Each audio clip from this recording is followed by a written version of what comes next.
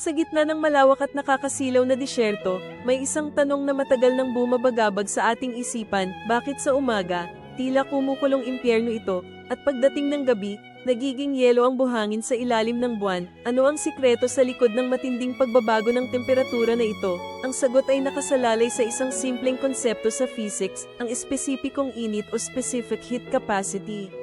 Ang buhangin sa disyerto ay may napakababang espesipikong init kumpara sa tubig, nangangahulugan ito na napakabilis nitong umiinit sa ilalim ng araw, at napakabilis ding lumalamig pagkaalis ng araw, kaya ang init na nakuha sa araw ay mabilis ding nawawala paglubog ng araw. Ang kakulangan ng tubig sa disyerto, na may mataas na espesipikong init, ay lalong nagpapalala ng sitwasyon. Walang tubig na magpapanatili ng init, kaya walang buffer laban sa matinding pagbabago. Ito ang dahilan kung bakit ang disyerto ay nagiging isang lugar ng sukdulang init at ginaw, nagtutulak sa mga halaman at hayop na magkaroon ng pambihirang kakayahan upang mabuhay sa ganitong brutal na kapaligiran.